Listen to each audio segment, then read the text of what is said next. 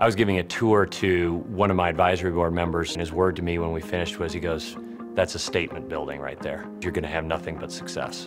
Well, I think the building in many ways is symbolic of USC. I think it will be an iconic part of our campus, and it speaks volumes about the rise of our business school. Well, I've watched the business school grow remarkably as business in South Carolina has grown. So I think the new building is exactly emblematic of where we are in South Carolina, world-class and very cool. We're really excited to be in this new building because of all the potential it affords us. We finally have a world-class building to match our world-class #1 rating in international business. So far, I'm really impressed. My initial reaction would be amazed, kind of wild at first. I've been seeing the outside of it for over a year, and now being in the courtyard, they got like a wall made out of copper, palm trees everywhere. It's just beautiful. It's extremely exciting. It makes you excited to go to class. You know, definitely having a new building, you have that new sense of, this is my first time being in this building. I'm a new person in this building. I think that gives the students a little bit more excitement when they're coming for classes and everything like that. You've definitely noticed a much greater sense of enthusiasm, excitement, and energy, I think, not only just around the building, but in every classroom. I'm super excited about it. It's super nice, and we're really excited to have such a great new, innovative building to take classes in and learn from and everything. Feels like the first day of college all over again. It's so exciting. As a student, I think it's really important for a good facility to reflect a good program, so that when I walk on a campus each day, I can look up and see the building I'm going and know that I'm in the right place and I'm getting the best education possible. When we build an iconic facility like this that is one of the best in the world, it sends a message to our students here at the university and future students that we take education seriously. It shows that the university has invested so much into us, and it really means a lot that they're providing the best resources possible to prepare us the best for our future careers. The new Darla Moore School of Business will allow our students to interact face-to-face with employers in a business professional environment better than ever before. As an educator, I have to admit, it's exciting to walk into this building every day. Its flexible workspace allows me to do creative exercises in the classroom. The technology allows me to bring our corporate partners that we're doing project and experiential learning work for into the classroom. It inspires creativity, imagination, and learning, and that's what we're here for. So many spaces where we can get together with students and that they can get together with themselves, and just a great space, I think, for people to teach and for discussion to take place and for students actually to get to know each other better. I definitely feel more of a sense of community with everything being on one floor and everything being really easy to find. Just the big open meeting spaces, the big open classrooms, and all of the technology, of course. Everything is just very friendly and very inviting for education. So I have no doubt that we will see a lot of collaboration among students, and I think they really will be attracted to the place and really will want to come and just be here. In this new building, everything I've experienced so far is really enabling us to not only be better teachers, but for our students to excel, to learn more, and ultimately help us do our job, which is to get them employed and successful in their careers. Well, the new Moore School of Business is a win for the city and for the state. To have an internationally recognized business school right in the downtown of your city is a pretty cool thing. And this building, this iconic structure, will serve as a cornerstone, the cornerstone for prosperity for this community for the next 100 or 200 years. I'm pumped about it. This facility itself, I think, will send such a strong message, because I think it means that kids who might have chosen to go somewhere else to school will look at our university and say, I can get a top-flight business education in the world's best facility right in Columbia, South Carolina. And that will make a huge difference and reap huge dividends for generations to come. I think this is a showcase for where South Carolina is headed. And now, if I had to take somebody to South Carolina and show what we're all about, I'd take them here. This explains where South Carolina is headed better than anything I could do. If you want to recruit great students and great businesses, you better have great facilities. And nobody has a better facility than this. Ladies and gentlemen, please welcome the Dean of the Darla Moore School of Business, Dr. Pete Brews.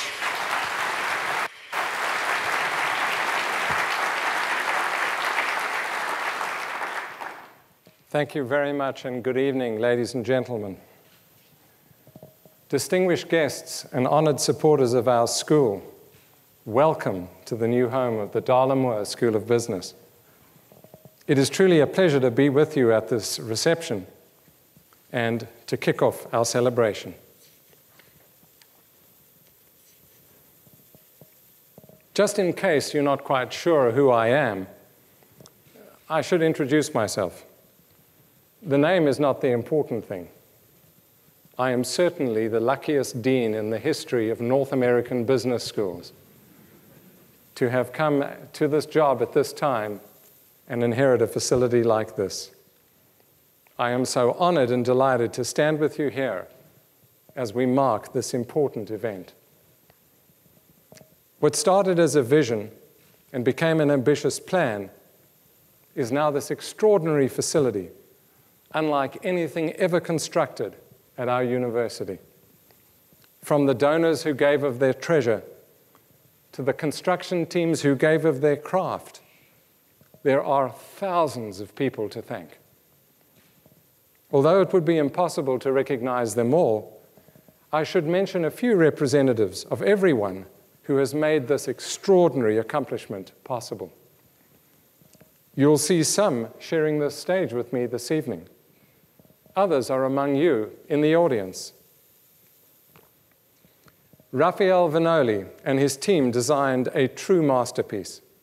Rafael, I have no doubt that this design will win awards and adorn magazine covers, and it has already received rave reviews. Last week, Times Higher Education in London ran a survey asking its Twitter followers to identify the 10 best buildings, university buildings, in the world. And this one made the top 10 list in the world.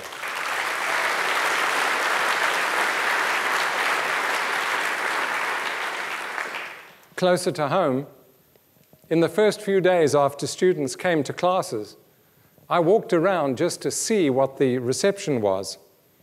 And as our students were walking around the building, kind of looking like this, that would be the sort of general pose that you would get, declaring something like, "This is awesome," or my favorite phrase, which I heard numerous times, "This is sick."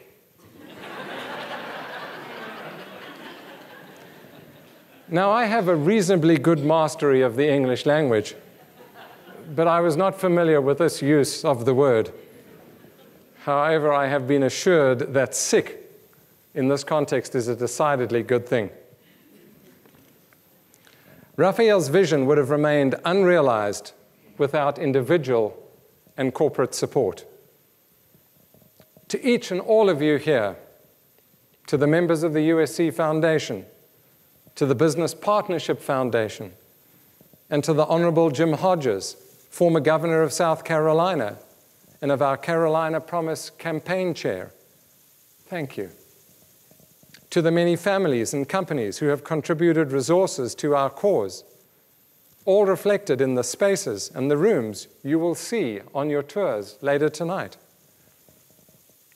From the WW Hootie Johnson Performance Hall, to the Blue Cross Blue Shield of South Carolina Lecture Hall, to the Sunoco Pavilion and the Scanner Study Commons, to the beautiful Charles S. Wade Jr.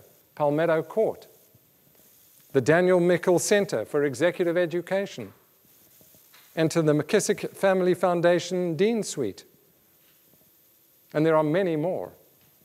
To all of you, I must say thank you. And please also be sure to find, when you are walking around this evening, the close and hip grand stairways, respectively. The federal government, including the Departments of Justice and Energy, also helped with this building.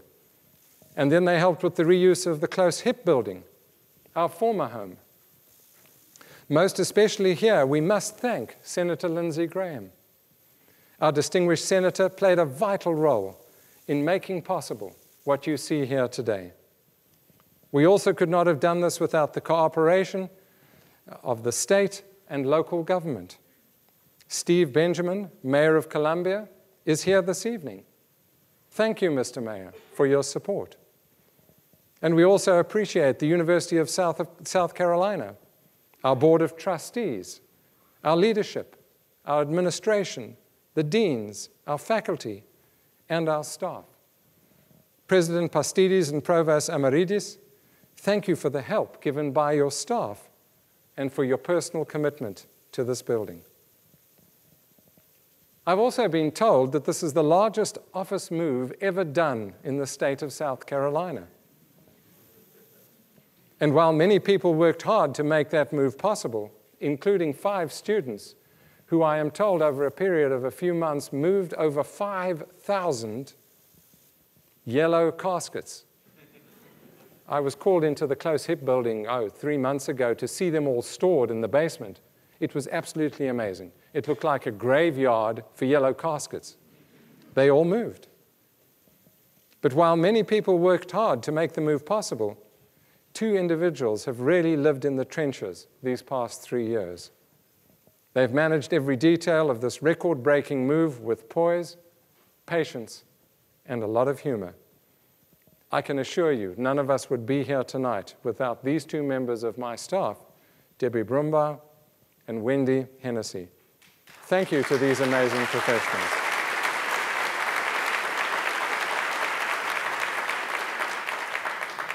I should also take a moment to offer my personal thanks to those who have preceded me in this very lucky position I am now in. To Dean Joel Smith, who was here when the idea for this facility was mentioned, and to Dean Hildy Teagan, who was here and did most of the heavy lifting. Many, many thanks to you both. And of course, I must also say thank you to Interim Dean John McDermott, who helped my transition go so well. John, I will do my very best to continue your good work. And thank you, Dean Taylor Harding, and all of the U.S. School of Music. We are so proud to share this beautiful auditorium with you, and my wife Dorinda and I so look forward to attending the music school's first concert here next month. And finally, as I draw to a close, I must thank our most generous benefactor. Darla Moore is a visionary and a passionate supporter of education. She's a Carolina graduate, the first woman ever to make the cover of Fortune magazine, and it should be noted that USC is not the only beneficiary of her extraordinary generosity. She invests in education in many areas, ranging from the Eugene T. Moore School of Education at Clemson to the remarkable botanical garden she has built at Lake City. The mission of Moore Farms Botanical Garden is to promote research and education in horticulture, agriculture, and forestry for the benefit of the people of South Carolina and beyond. Similar to the mission of our school, except change horticulture, agriculture, and forestry to business. In fact, Darla is the most generous individual donor to higher education in the history of our state.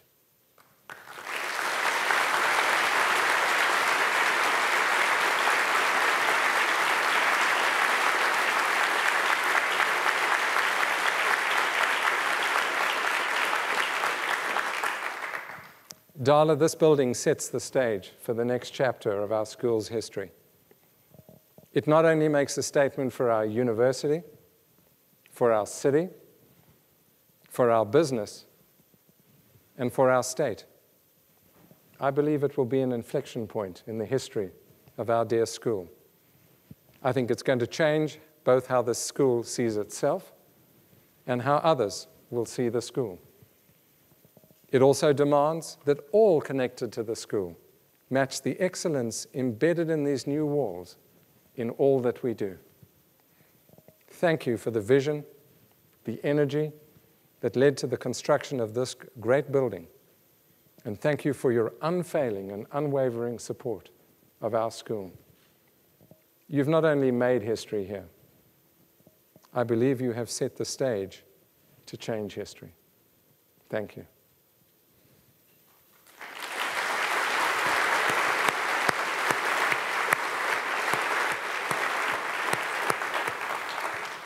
I now have the pleasure of introducing Dr. Harris Pastides. Dr. Pastides became president of USC in 2008, and since then our university has seen unprecedented growth in both the number and the caliber of students admitted. The statisticians in this room can tell you that recruiting more students who are also better students is no easy trick. During his tenure, USC has seen national ranking improvements in business, but also in public health, in engineering, and in other disciplines. May I also say that it's been a delight for me to work for the president. He is a very generous and a phenomenally good human being. Please help me welcome President Harris Pastides. Thank you, Pete. Thank you, Mr. so much. Well, Dean Brews, you are lucky indeed, but we are also lucky to have you as our dean. Ladies and gentlemen, I could not be happier than to be with you this evening. When I became president, people gave me many books to read. Most had titles like How to Become a Great Leader in 7 Days or Less. I wasn't sure what to make of that, but it didn't matter. I never read them.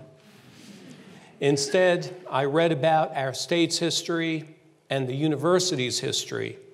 Every period, every turning point, unadulterated, good history. There were many great stories, most better than fiction. And there were colorful characters, heroes, rogues, and villains. But the physical development of our campus is what really captured my imagination. Over the 213 years since our founding, we've developed a unique and wonderful university campus.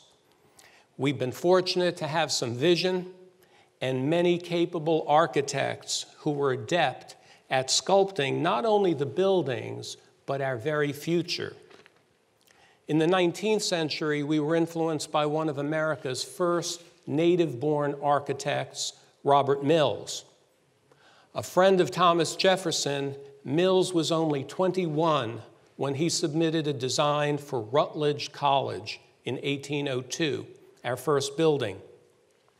The Board of Trustees were not enamored with his first design, and they assigned a second architect to work with the young Mills. Robert Mills, of course, went on to design the Washington Monument, the Treasury Building, and Charleston's historic district. He also designed our South Caroliniana Library, which was completed in 1840. The Caroliniana was revolutionary for its time, and it's notable, in fact, as the first freestanding academic library in the United States. Mills went on to design the Maxey Monument that remains at the center of our university. During the middle of the 20th century, Edward Durrell Stone, surely one of the nation's most influential architects, introduced another memorable design to Carolina. That came in the form of a provocative rendering for a new library that was to be named after the university's second president. Stone had already made a name for himself with exceptional commissions like Radio City Music Hall and the Museum of Modern Art in New York, the U.S. Embassy in Delhi, Stanford University's Medical Center, and also, by the way, Mepkin Abbey, formerly known as Mepkin Plantation, then home of American magazine magnate Henry R. Luce of New York. Mid-century modern, the Thomas Cooper Library design looked nothing like the buildings on the Horseshoe. As you might imagine, there was a lot of pushback. Too modern, they said. Doesn't blend in, they said. Fire him, said others. But to the Board of Trustees' credit, they understood that architecture sometimes is a leap of faith. When it works best, it can herald in a new era and can increase the quality of thought and learning. Work began under Stone's design, and in 1959, the landmark library opened. In the following year, Stone designed the Kennedy Center, surely one of Washington's most recognized landmarks, as well as the General Motors building right off the southeast corner of Central Park in New York City. Architecture in its most ambitious form requires at least two things: an architect of great skill and vision, and a client with enduring faith and an uncompromising belief in excellence. Their relationship is forged with courage and with a combined will to create something that is enduring, but it must be born in excellence. This brings us to the second decade of the 21st century, right now, and to this new building. So today we celebrate another leap of faith. I'm delighted that a relationship between an architect of great skill and vision, Rafael Vinoly, and a client with enduring faith and an uncompromising belief in excellence, Darla Moore and her university found each other and created this new landmark. This building makes a soaring statement about the University of South Carolina and about our state, and also about our future. It speaks volumes about what we believe an exceptional learning experience must be. It tells the world that we're prepared to inspire, to motivate, and to innovate, and that we must preserve our fragile environment while doing so. And while the building is magnificent to look at, for me, form must follow function. For me, a great-looking academic building where anything less than great work happens is not so great. So I'm most inspired that in this building there will be great teaching, great scholarship, great learning. In other words, a lot of great work. After all, what is La Scala without great opera? What is the National Archives building without the Constitution and the Declaration of Independence? What is Williams-Brice Stadium without its players and fans? Rafael Vinoly and Darla Moore have given us a beautiful building indeed, but now it's up to us to fill it with dreams, ideas, and accomplishments. I have no doubt that we're up to the task. So, ladies and gentlemen, if you agree with me, let's give a cheer to the great future of this building, barely opened and already a landmark.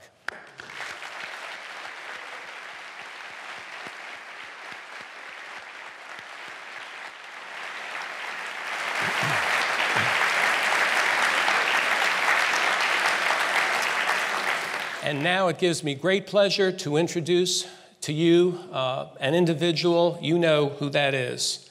But it's true that without her, we wouldn't be here today. Pete already said it. She's been identified as one of the most powerful women in American business. She's known for her leadership and her undying affection for the Palmetto State. Its big cities, but also its picturesque small towns and everything in between. What she is doing in Lake City is one of South Carolina's greatest modern success stories. If you haven't been to Art Fields, the 9-day celebration of the arts held in April in Lake City, you absolutely must go there next year. Relative to her alma mater, she continues to be a beacon whose uncompromising belief in quality and in excellence reverberate in our minds and hearts every single day. I'm pleased to present to you Darla Moore. Thank you, Harris, not only for the kind introduction, but most importantly for the strong leadership you've provided as president of this great university and your role in making this day a reality. Without Harris, we would not be here today either. This building is extraordinary. That's my first time since April. It is an extraordinary building, not only in its architectural splendor, but also in the LEED Platinum status design that we're on track to get. That's an amazing achievement, which is the fusion of the natural surroundings that is truly an exceptional achievement. About 15 years ago now, time flies, Hootie Johnson and Hugh McCall, two men who are dear friends of mine, asked to meet with Richard and me. And we both thought the meeting was about some sort of a business investment that they wanted us to make.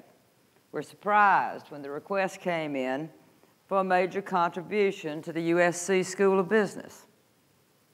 So obviously they made a compelling argument because we agreed on the spot.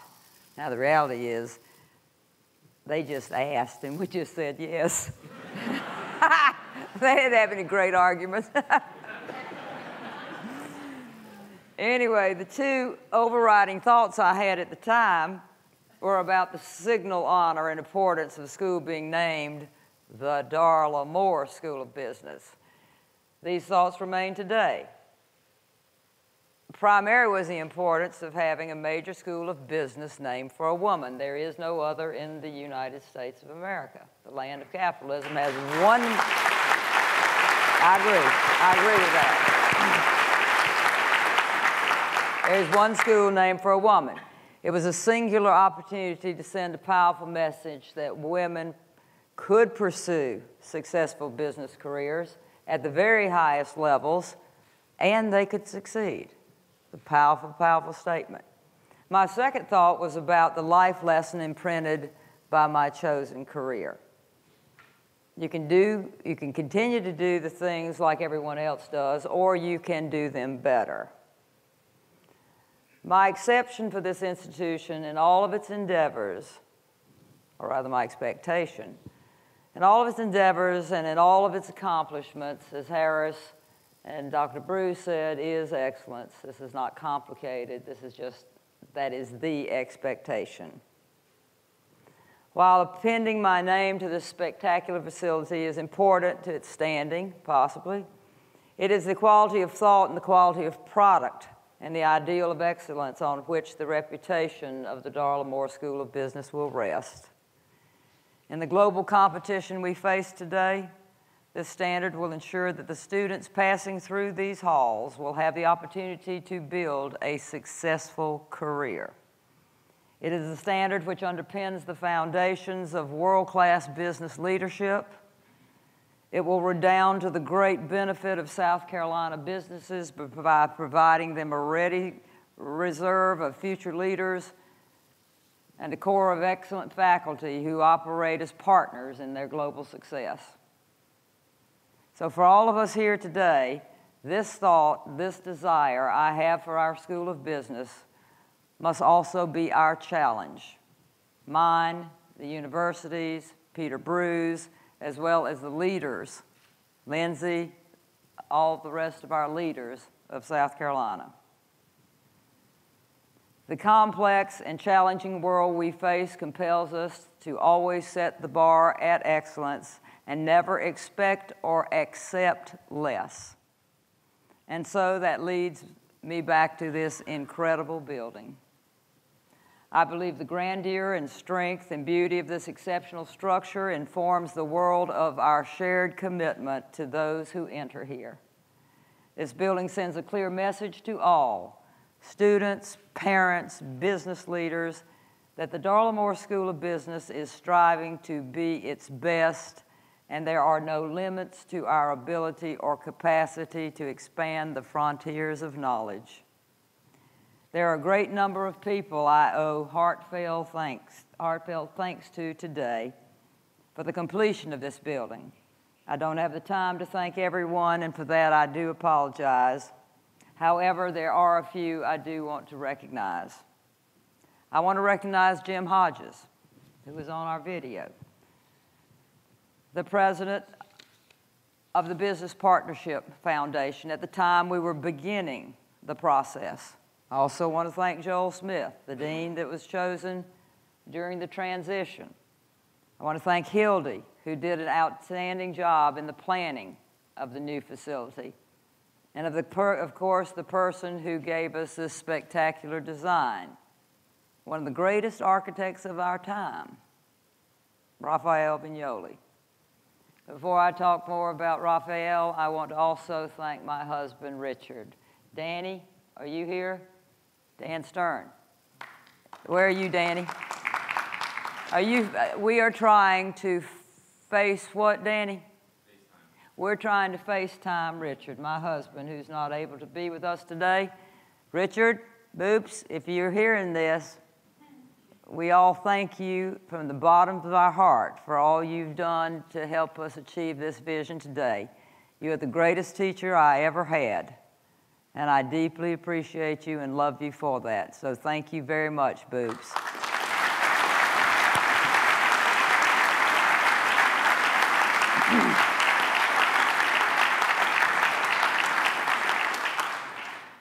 So when Rafael was going through the painful, arduous, and lest I say excruciating process of state procurement,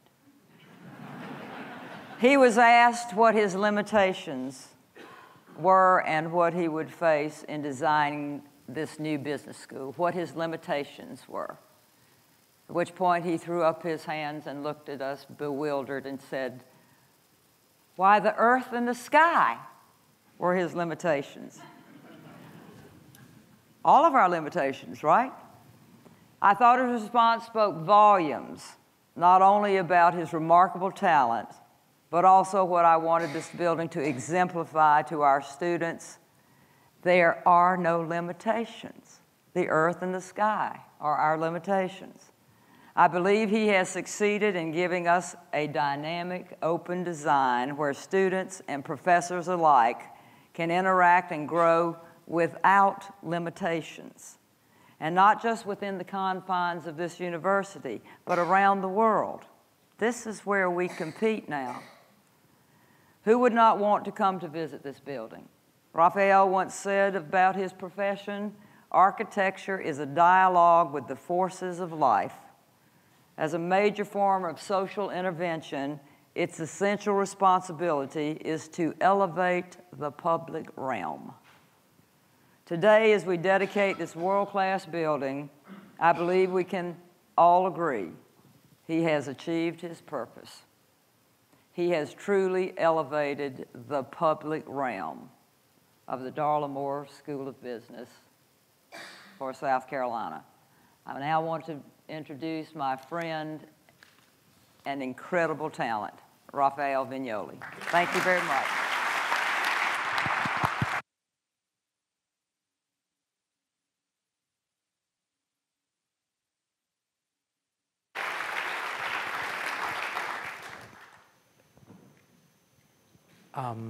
First of all, I want to say that this is an enormous exaggeration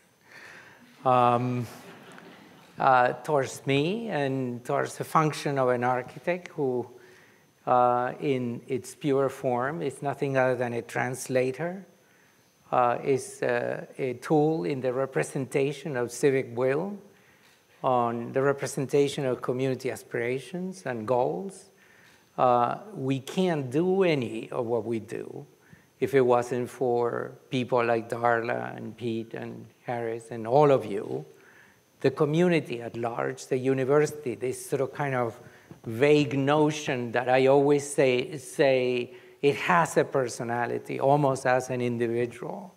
And University of South Carolina has this amazing friendship, open-ended curiosity and interest in human behavior, in how things get processed in our difficult world. And that is transpired in the building fundamentally through lack of pomposity. As I said before, Darla asked me when I first walked in this evening, what did I think? And I, of course, I couldn't actually grab the word sick, which I would love to have come up with. But I said something which is pretty close to one of the most important qualities in my book, which is that it's fresh. It basically is without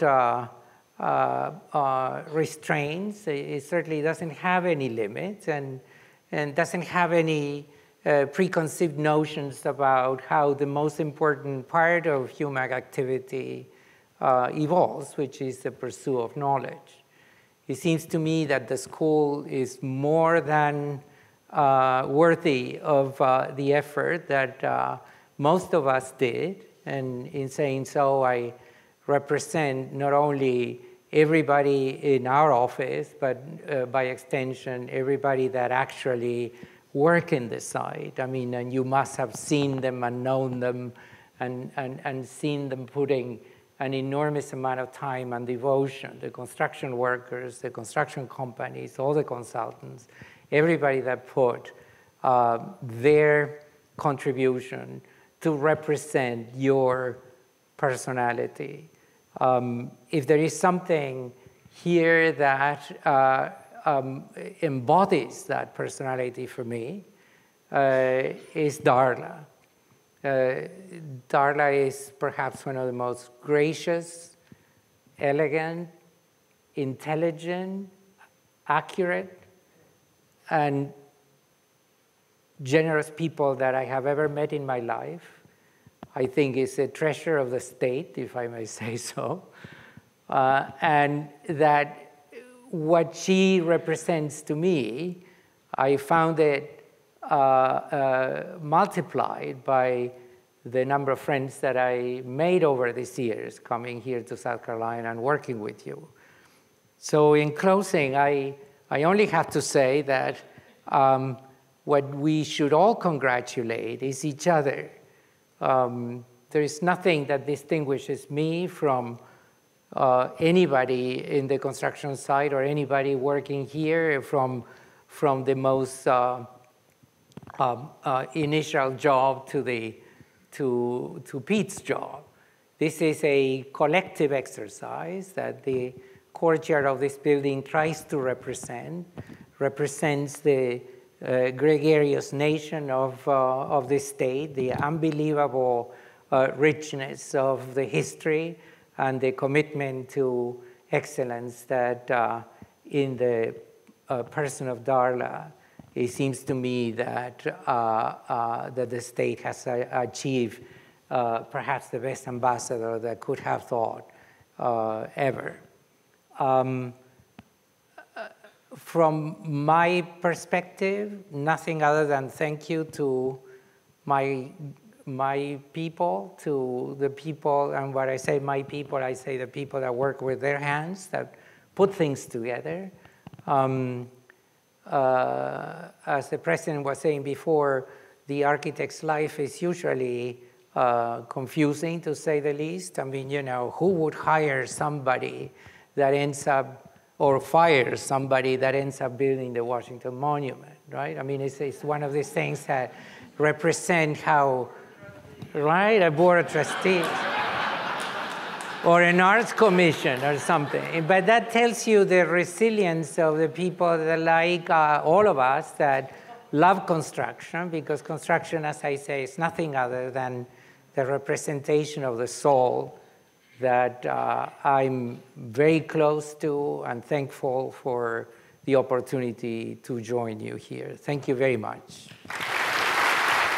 This is a new day for our business school, the Moore School of Business. The vision was to create a premier living, learning, working space, just the best on campus and statewide. We were very excited because we're going to be working with some of the top designers in the country, and it's a once-in-a-life opportunity to build a building like this. It was an exciting point when we realized that we would actually have the opportunity to build a new building. We knew that a new facility would give us that competitive edge. It's been a dream for many of us that are business school graduates, that we have a facility that would be appropriate for the world-class business school that we've created here over the last 30 years. All the learning spaces, all the working spaces are at the cutting edge of technology available right now today. It is a magnificent facility. It is cutting edge. It is state of the art. It is beyond its time. It's more than I ever envisioned it would be. One of the exciting things about having this hall is that the partnership with the Moore School elevates the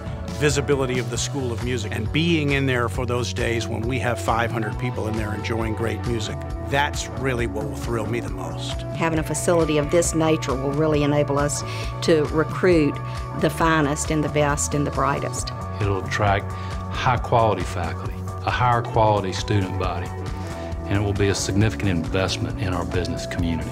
We have world-class programs, we have world-class degrees, we have a world-class international business school, and this just kind of rounds it out. I think it's the complete package now. We're thrilled with the outcome of the building.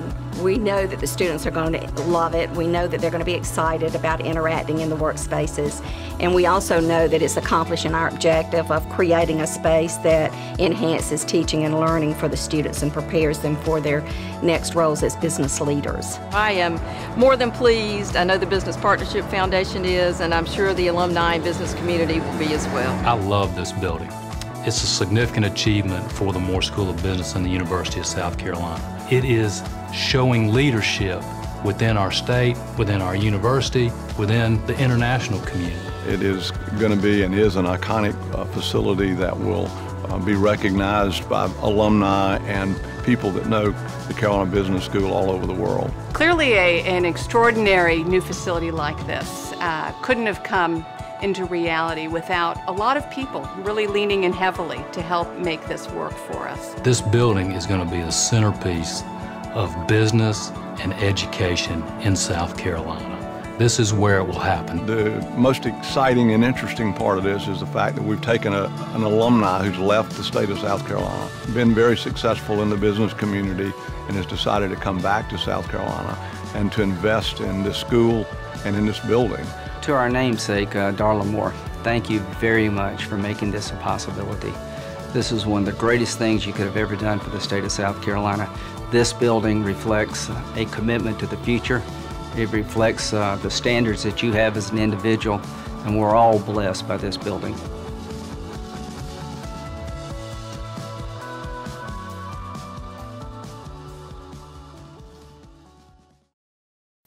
We considered a ribbon cutting, but anybody can cut a ribbon.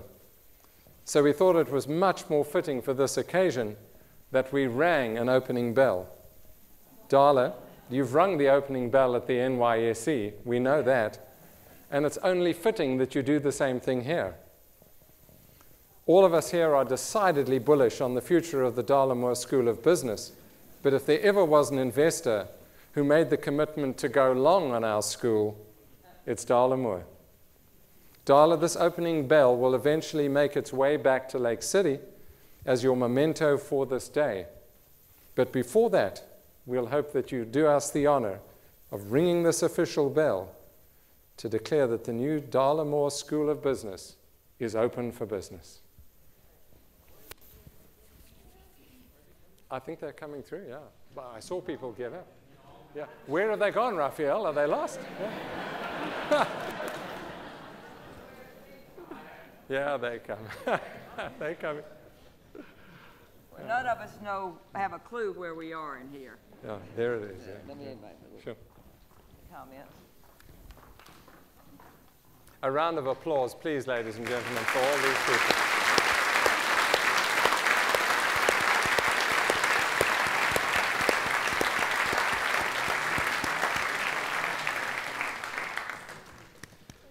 This is great, everybody.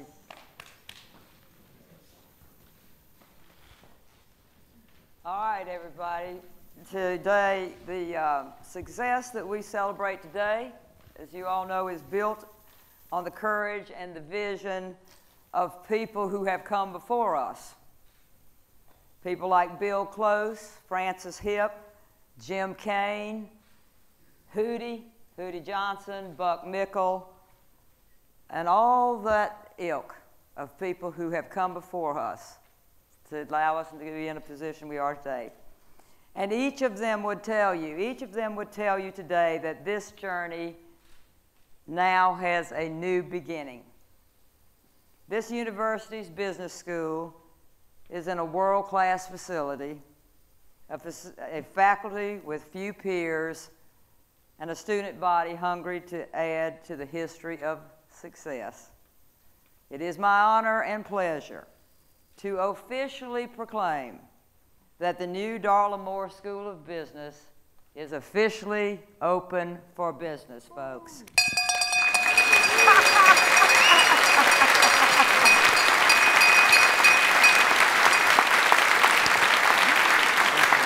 Well done. Thank you. Let's stand.